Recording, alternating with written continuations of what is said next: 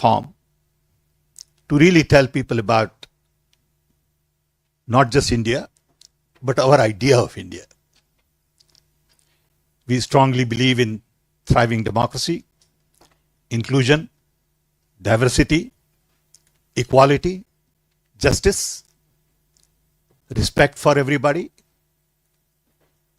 And to us, democracy is the bedrock of our civilization. At present, some of us are concerned about what is going on in India in terms of capturing of institutions, control of media,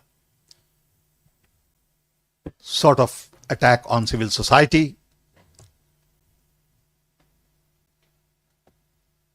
and many other related issues, including polarized politics. And as part of that, Mr. Gandhi has been traveling to meet world leaders. We had a visit in US recently, few months ago, where Mr. Gandhi went to Silicon Valley, Washington, New York. We had similar visit in UK. And we felt that it is time we come to EU and meet with leaders here, go meet some people in Paris, Oslo, Hague. So this is part of a program. And the program started from Brussels. We had some very interesting meetings yesterday. And we are delighted that you have taken time out from your busy schedule to come and interact with us. So with this background, I'm going to request Mr. Gandhi to say a couple of words and then open up for broader interaction and question answers. He doesn't need introduction, and I believe that. So I'm not going to introduce him. He's our leader. The most important thing about him that I would like to mention is the yatra. He walked close to 4,000 kilometers in 150 days from south tip of India all the way to north. With him, 50 to 100,000 people walked along the way. He got a chance to meet people, listen to them, understand their issues, and I believe this way of reaching out to people was very unique. Of course, it has roots in Indian tradition. Buddha did this, Guru Nanak did that, Gandhiji did that, and many others in the past did that. He made a huge impact on the minds of people because walking 4,000 kilometers requires something unique, mentally, physically, emotionally. And Rahul could do that and carry people with him. So we are all proud of our leader. And here is Mr. Gandhi. Thank you, Sam. Thank you very much for coming here to this press conference. Sam mentioned most of it. We've been traveling abroad to meet different people, both from Europe and from our diaspora. And we've been doing this regularly now. We went to the United States. And now we've come to the EU, trying to get a sense of what is going on here and also to give people a little bit of a sense of what is going on back home. So happy to take your questions. Yes, please. I have 3 questions, if that's okay. Let's start. Can we do one at a time, please? Can we do one at a time? That's what I'll do. All right. See, the first question is, what was the main message for the parliamentarians here? And what do you expect from them? What do you expect from Europe? Have you come with any sort of expectation that you tell them, give them a message, and then you want them to do something? No. And it's more of a conversation than a message. I'm no one to come and give a message to the Europeans. It's an exchange of ideas about what is going on in India, what's going on here. the type of cooperation that we can do. So it's more of the frame is a conversation. We discussed with the parliamentarians across the board relationship between India and Europe, changing globe, transition, into a new sort of energy paradigm, into a new mobility paradigm. So that was what the discussion was about. It's very fruitful. What's happening in India? What did you tell them? Could you elaborate a little bit, please? Yeah, we were giving them a sense of the type of challenges India is facing, economic challenges, other challenges, the general sort of attack on the democratic institutions. So that's what we discussed. Yes. Can you speak a little louder? Welcome to Brussels and thank you so much for organizing this. You're basically here on the eve of G20. Most of the European leaders are back in Delhi and they're going to be meeting with Mr. Modi. They're going to be meeting with the government there. And my question to you is, do you feel with all of these, sorry, can you hear me? We can hear you. Do you feel with all of these meetings they're going to be having, the Western leaders, are they giving Hindu nationalism a free pass? Are they giving the persecution of Muslims and minorities a free pass in India right now? No, I don't think. I think the G20 is an important conversation, and it's a good thing that India is hosting it. Of course, there are issues in India that we raise, but I don't think. I think the framing that are they giving them a free pass is not exactly correct. But do you feel that obviously there's a war going on in Europe right now, and there's been this constant, I wouldn't say an allegation, but there is this aspect that India has close relations with Russia, and we've had European leaders talking to India about it. And do you feel in this aspect of trying to lure India away from Russia, they won't bring up the persecution of minorities and Muslims in India, leaders from the West? No, I mean, India, of course, has a relationship with Russia. India has a relationship with the United States. India is a large country, and by nature of being a large country, it will have relationships with many other countries. So that's a normal thing. That's not, India has every right to have a relationship with whoever it wants.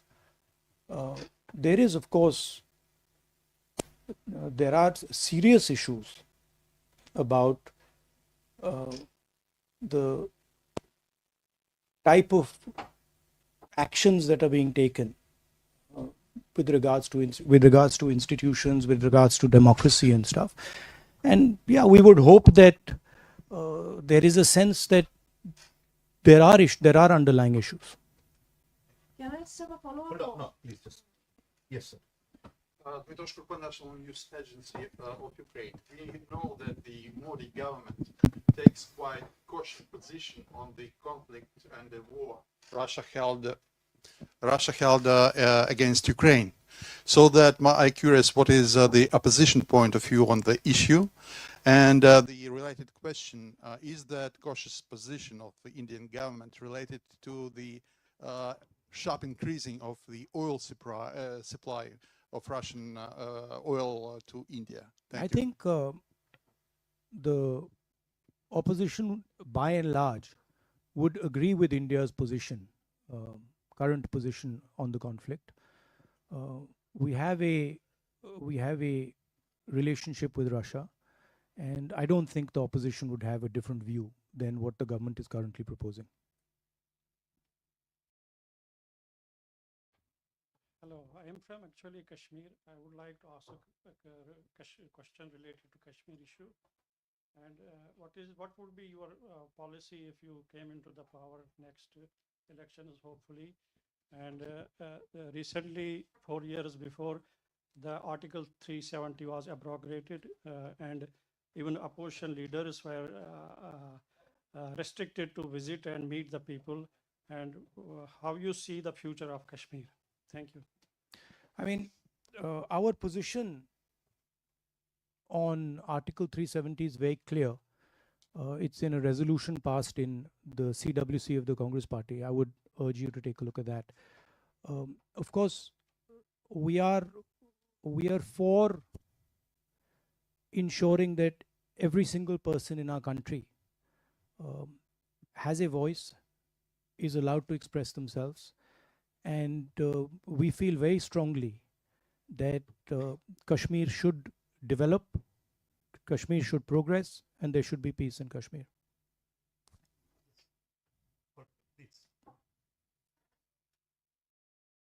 Morning. Thank you very much, Pascaline Gabory, pilot for Dev. I just would like to know what are your next priorities, political priorities, and what will be your world vision in the context of growing tensions. Thank you. What would be my Your view on international relations in a difficult context that we are now? I've been saying in all my meetings that it is pretty clear that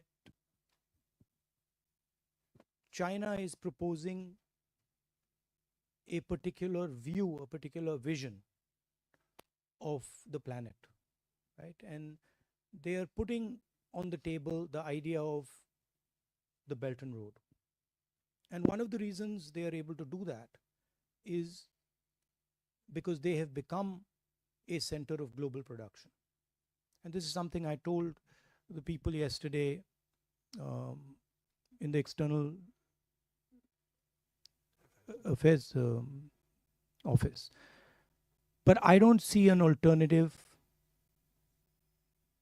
vision coming from our side. That vision requires a vision for production in a democratic environment. What the Chinese have basically shown is that it is possible to produce effectively in a coercive environment where you don't give people freedom, where you restrict their freedom, but you offer them prosperity without political freedom. And the challenge for us is, can we provide an alternative vision where we do production under democratic conditions with political and economic freedom? And I think there's a lot of cooperation that can happen between the United States, between Europe, and between us. And I think that's where a lot of our focus should go. How can we create an alternative to the Chinese production model that is a coercive production model? A competitive vision. Hi, this is Malini from PTI. You've given a very dignified answer to G20 happening in India is a very good thing. And we have news that Mallikarjun Kharge has not been invited for the G20 gala dinner by the BJP. And that says a lot. And I would like you to comment on that, because you are holding a very good stand, supporting the G20 happening in India. And here we have a very contrary, very interesting. No, what's contrary about it? I mean, they've decided not to invite the leader of the opposition. It tells you something. I mean, it tells you that they don't value the leader of 60% of India's population, and it's something that people should think about. Why they're feeling the need to do that, and what is the type of thinking that goes behind that? Follow-up question as well. I was there in Paris to cover Mr. Modi's, Bastille Day parade event, and two things happened at that time, which is very controversial. There was a 17-year-old boy who was shot in France, and the French actually jailed about 1,000 people just so that the event would go peacefully. And at the same time, I didn't realize that. happened.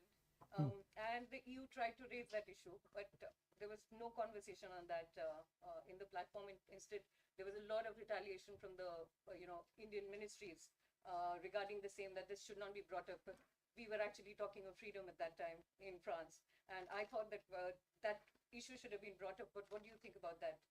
About Have you spoken about it here when you? About what? about the Manipur issue, the human rights issues that we're facing? Yeah, I mean, our position on Manipur was very clear. I actually visited Manipur, and I think we are very much for democratic rights, harmony, peace between people. I mean, as Sam said, I walked 4,000 kilometers for that very purpose, and I think there is a sense in India that um, the the democratic structures of our country, the institutional structures of our country, are under attack, and they're under attack from the group of people who are running India. I don't think this point is missed by anybody. I think everybody who has even a little bit of an understanding of India knows this. But of course, there are other considerations. So when you're dealing with India these days, there are other considerations which are also important, as you would be well aware.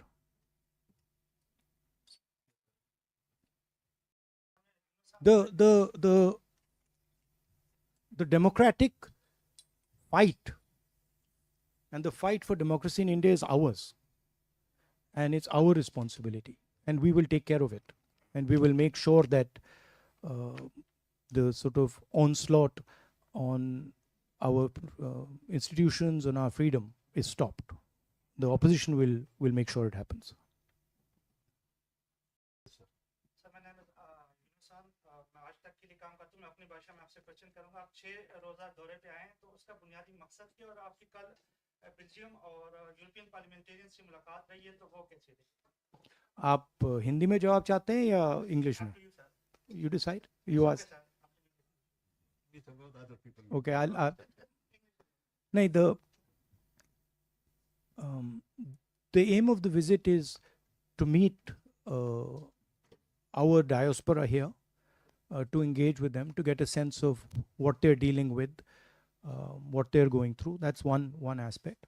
The second aim is to meet members of the government here, MPs, other people, and to get a sense of how they are seeing India, how they're seeing the possible cooperation between India and Europe, how they view India, what they think India should be doing, and also giving them a bit of a sense of what we think our relationship should look like.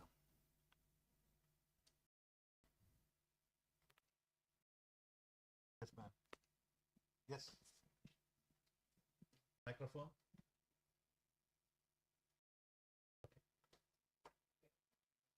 We can hear you, I think. My name is Odile Harvey. I'm covering for a regional radio in France, in Brittany, where in fact we have an association, Armor India, which has been started by an industrialist who works in India for his company. And then when he retired, he started that association and bringing wonderful Indian culture to this remote part of France. Now, last night, I saw on French television a program which has usually good reputation. It's Envoyé Spécial on France 2. And they describe all the discriminations about the Muslims, about the Christians, in very cruel terms. And was that program exaggerated? You can still see it on the website. Ma'am, And I know you're going to France, so I just would like to know about the situation of all those discriminations in India. Thank you. I mean, of course, I would have to see the program before I could comment on whether it was exaggerated or not. So I don't know what that program was saying. But certainly there is an increase in discrimination and in violence in India, and there is a full-scale assault on the democratic institutions of our country. That everybody knows, and internally in India it's been commented on, and globally it's been commented on. Of course, minorities are under attack, but so are many other communities. Dalit communities, tribal communities, lower caste communities are also under attack. There is a attempt to change the nature of our country. Our country in the constitution is described as a union of states, and we believe that the most critical aspect of our union is the conversation between members of our union. And there is an alternative vision, which is the BJP vision, which believes that power should be centralized, power should be concentrated, wealth should be concentrated, and the conversation between members of the union, between people of India, should be suppressed. And so this is the fight between two visions. I like to term it the fight between Mahatma Gandhi's vision and Nathuram Godse's vision. Nathuram Godse being the person who assassinated our leader. Follow question. Yeah, so there are a lot of people here who had no idea you were here, Indians I'm talking about, and they would have liked a public meeting. You know, a lot of sort of, people who identify themselves as liberal Indians who still believe in the idea of, a pluralistic India. And they were like, oh, he's here, we have no idea, why is there no public meeting? And So why do you think is- you should not organize that to sort of meet, have an open, if I'm allowed to finish, an open meeting to meet all kinds of Indians who would have liked to sort of just see you or, or talk to you. And the second question is Let's deal with one question at a time. everybody's been asking too. Well, relax. You can ask two. No, if one you want. second. So, Take one at a so time. when we design these tours, we have a structure, and the organizers decide whether we are going to have closed door meetings, whether we're going to have public meetings and stuff like that, depending on the length of the tour and the type of place we're going to. So I guess in Belgium, we sort of opted for a model. By the way, hundreds of people are coming and meeting us, and pretty much everybody in Belgium who of Indian origin knows exactly where I am, and they've been coming by droves to come and see me. But I think we decided that a full-blown Indian-style public meeting in Belgium might not be the best way to do it. You've said in the past you were spied on by the government. Is that still true? Do you have any more information? Are you still being spied on by the Indian government? I mean, the fact that Pegasus was on my phone is a known fact. I mean, I don't know the details of how I'm tracked, but I'm certainly tracked for sure. Yes. In fact, just going back to the Bharat Jodo Yatra, there is also, I think I'm very loud. Everybody can hear me. All right. I have heard a lot of speeches before, starting 2014 onwards. You have been mentioning a very, very important, crisis that is coming up in India. The unemployment of the youth, which is at the highest level right now. While you were on your yatra across the country, did you meet the youth, and did this issue actually really come up many times? Yeah, I in did. various states? I met thousands and thousands of youngsters, and all of them said exactly what you're saying. The three things they said: number one, unemployment; number two, huge increase in the levels of poverty, and completely skewed income distribution. So few people getting very, very wealthy, and the bulk of people, being pushed back into poverty, and then rising prices and inflation. Those were the three things that repeatedly they told me. The fact of the matter is that India has the highest unemployment that it's had in the last 40 years. So there is something clearly wrong with our economic model. It's not accepted, and there's a lot of media support for the government. So those type of things don't come out. But I don't think the current path we are on, economic path we are on, is sustainable in any way. And there will certainly be consequences and a backlash to this model.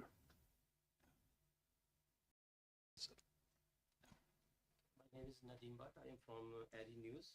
You have just talked about the minorities in India. I would like to ask about Kashmir. What is your party's stance on the current situation in Kashmir, and what step do you believe should be taken to address the ongoing conflict there? How do you view the role of international diplomacy in resolving the Kashmir issue, and what would be your approach if your party comes into power? Kashmir is, of course, an integral part of India, so it's nobody's business other than our own, other than India's business. Our position, as I stated earlier, is very clear. It's in a working committee resolution. We can give you a copy of that resolution if you're interested in reading it. But I feel that it's very important, the general discussion we are having here, that democratic institutions, democratic structures need to be protected in India, and the voice of people needs to be defended and protected. And that goes for every single part of India, including Kashmir.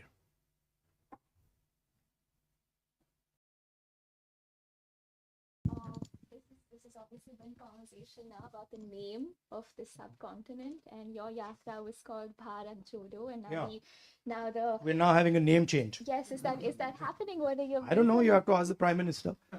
I mean, Do you want it to change? Do you want it changed? Or these are. Bharat Jodo. So is I am perfectly happy with the names that we have in our constitution. India, that is Bharat, works perfectly well for me. But I think these, in a sense, to me, are panic reactions. There's a little bit of fear in the government. These are distraction tactics. We, of course, came out with the name India for our coalition, and it's a fantastic idea because it represents exactly who we are. We consider ourselves to be the voice of India, and so the word works very well. But it's obviously disturbed the Prime Minister enough that he wants to change the name of the country, which is absurd, but that's what it is. It's also interesting that every time we raise the issue of Mr. Adani and crony capitalism, the Prime Minister comes out with some dramatic new diversion tactic. It's curious that just after I did a press conference on Adani, this entire diversion is put into place. It's interesting. Yes, ma'am. Yes. EU journalist for Radio Nova Time. Again, thank you. In view of the COP28, the climate conference in Dubai, what are your expectations? And do you think that India is going to be the major spokesperson for the Global South? Thank you. Well, I don't know. I mean,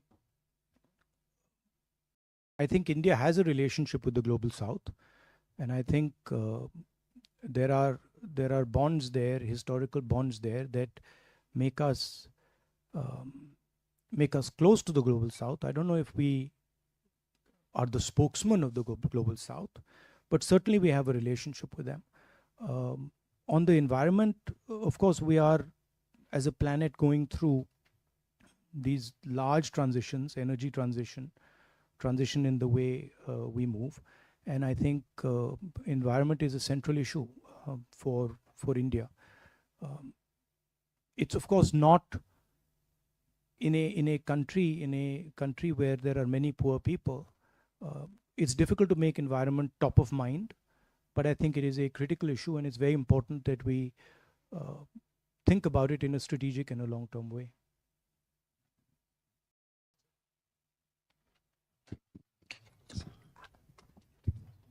Thanks.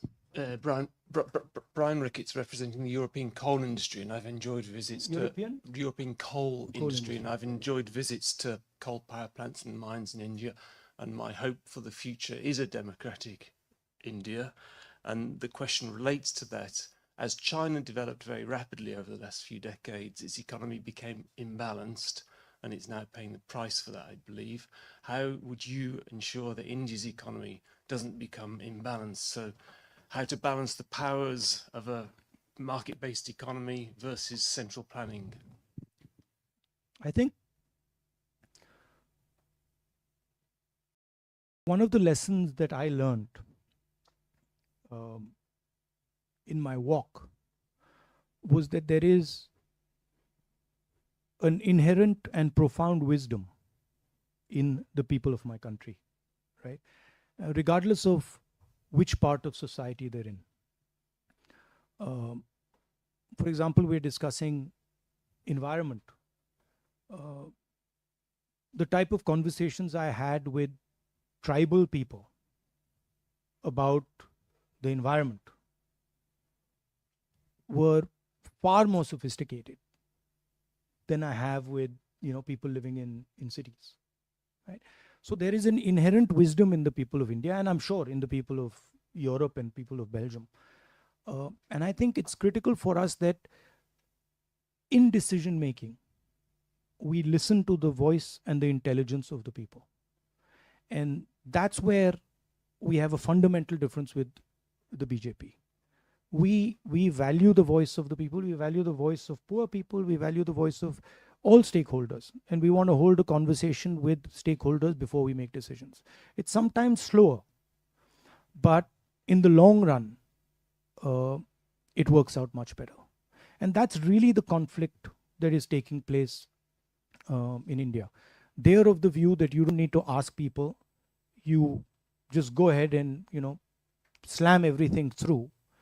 But in our view, there's consequences. With regards to the public sector and the private sector, we are pretty clear that in key strategic areas, public sector should have a role. In education, in healthcare, public sector should provide a foundation. But in other spaces, private industry is probably a better tool to achieve most aims. Just one or two more. One Quick. very quick